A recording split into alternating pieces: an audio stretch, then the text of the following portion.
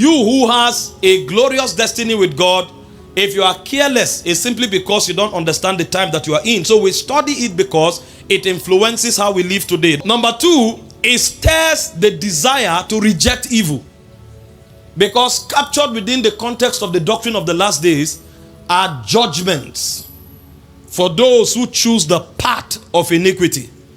And so if you understand the end of those who live in sin or who facilitate evil, you will be careful to avoid it.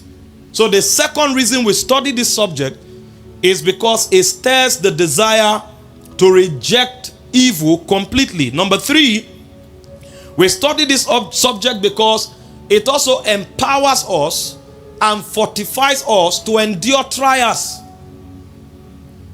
If you understand the times that you are in, certain things that happen to you will no longer take you by surprise.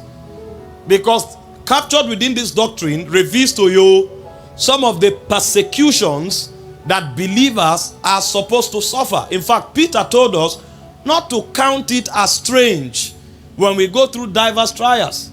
It's not peculiar to you.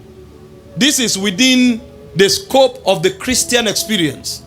And there is no other doctrine that reveals to you the blessings of trials than the doctrine of eschatology. And then finally, why do we study this doctrine? We study this doctrine because it provokes urgency for soul winning and for kingdom advancement.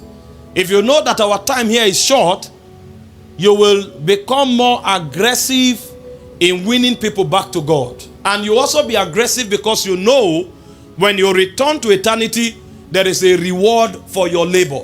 So when you find people whose living is not influenced by God, when you find people whose living is not with a dogged desire to reject evil, and when you find people who are not strong to survive trials and persecutions, and you also find people who are not sold into kingdom advancement and soul winning, one of the things that makes that possible is their ignorance of the doctrine of the last days.